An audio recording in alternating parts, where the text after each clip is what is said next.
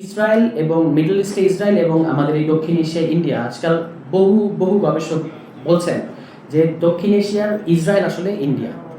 এইটা যদি আমরা এখান থেকে যদি আমরা ইন্ডিয়াকে দেখি তাহলে আমরা বুঝতে পারবো যে ইন্ডিয়ার 5 আগস্টের পরে ইন্ডিয়ার বাংলাদেশের এই নতুন পরিস্থিতিতে বাংলাদেশে যেটাই ঘটুক সেটা বাংলাদেশে ঘটেছে।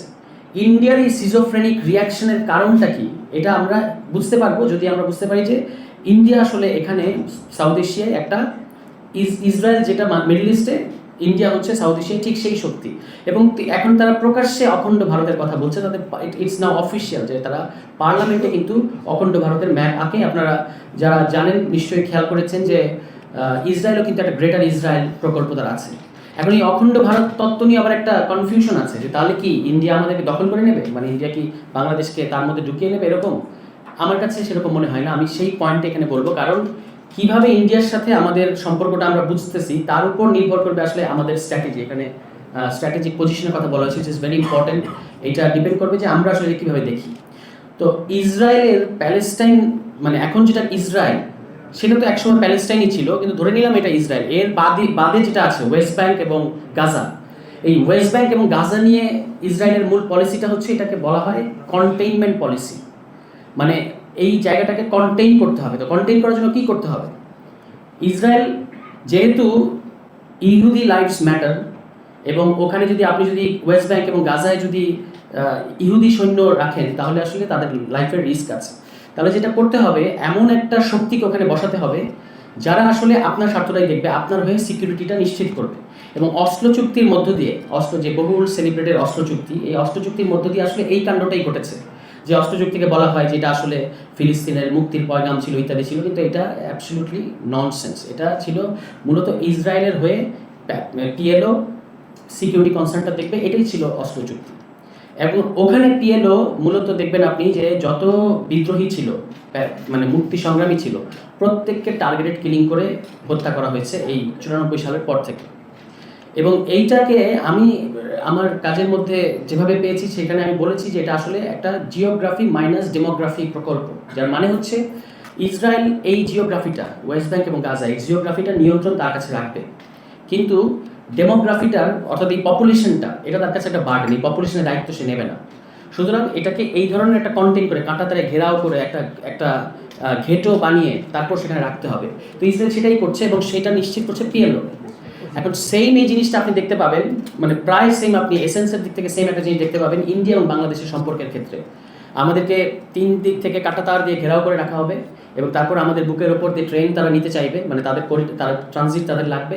এবং এখানে এমন একটা শক্তিকে তারা বসিয়ে রেখেছিল এতদিন, যেই শক্তিটা পতন ঘটাতেই এই সিজোফ্রেনিক রিয়াকশন, এটা বোঝাটা খুব ইম্পর্টেন্ট। কারণ তারা এখন মনে করছে যেহেতু ইন্ডিয়া বাংলাদেশকে তার সিকিউরিটি কনসার্ন মনে করে, মানে ইন্ডিয়া মনে করে যে বাংলাদেশ হচ্ছে তার জন্য একটা নিরাপত্তা উদ্বেগ, কারণ একটা লার্জলি একটা মুসলিম পপুলেশন, এবং মুসলিম পপুলেশন মানেই হচ্ছে এটার প্রিসাপোজ তারা করে যে তারা এসেনশিয়ালি টেরোরিস্ট অথবা পোটেনশিয়ালি টেরোরিস্ট, এবং তারা হচ্ছে ইন্ট্রুডার।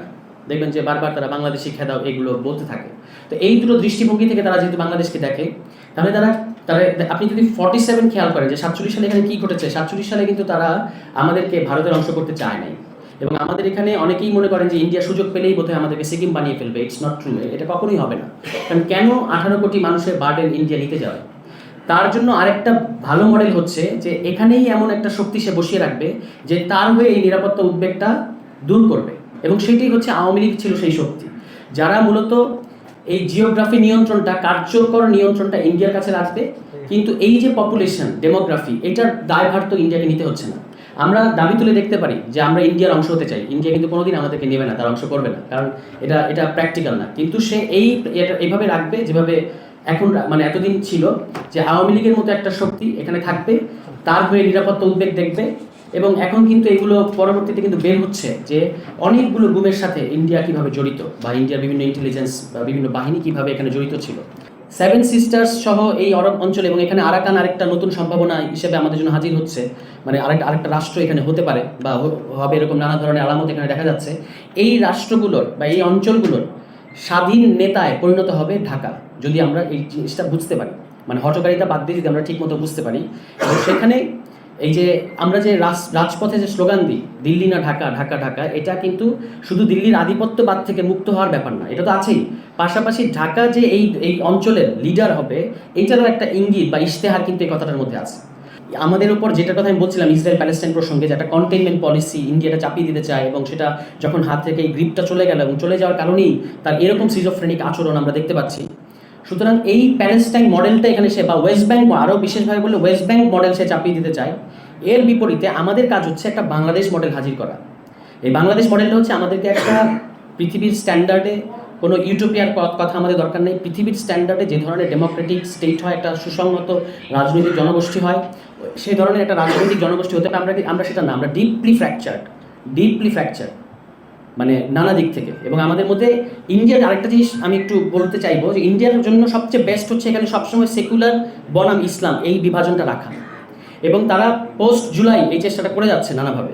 আপনারা নিশ্চয়ই ইঙ্গিত টের পাচ্ছেন যে তারা এখনও চেষ্টা করছে রাজনৈতিক পরিসরে কোনো একটা দল বা একটা ব্লককে, ওই যে বাংলাদেশে যে আরোপিত যে সেকুলারিজম, সেই সেকুলার বানানো আর বাকি সবাইকে বানানো। যেমন আপনি দেখবেন পত্রিকাগুলোর নিউজ হয় এরকম, অমুক বিষয়ে বিএনপি এটা চায় না, ছাত্ররা এবং জামাতরা এটা চায়, মানে এই হচ্ছে ফ্রেমিং। আপনাদের মনে থাকবে এতদিন পর্যন্ত ফ্রেমিংটা ছিল আওয়ামী লীগ আর ওদিকে বিএনপি হাইফেন জামাত।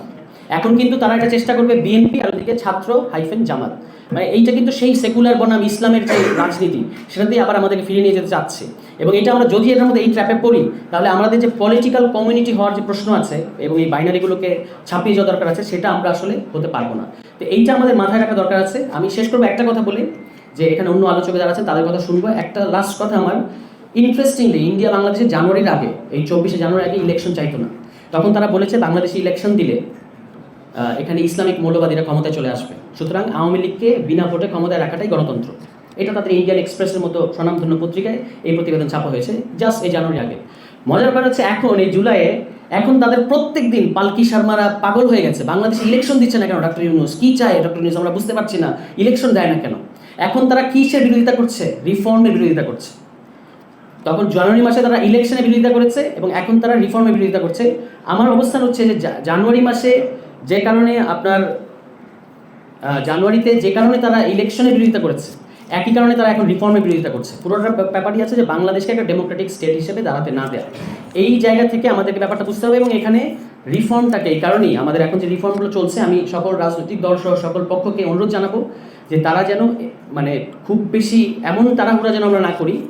অবশ্যই ইলেকশন হতে হবে, কিন্তু এমন তাড়াহুড়া যেন আমরা না করি যে এইখানে রিফর্মগুলো ভেস্তে যায়, এবং সেটা ভেস্তে গেলে আসলে বেনিফিশিয়ারি হবে দিল্লি। সবাইকে ধন্যবাদ।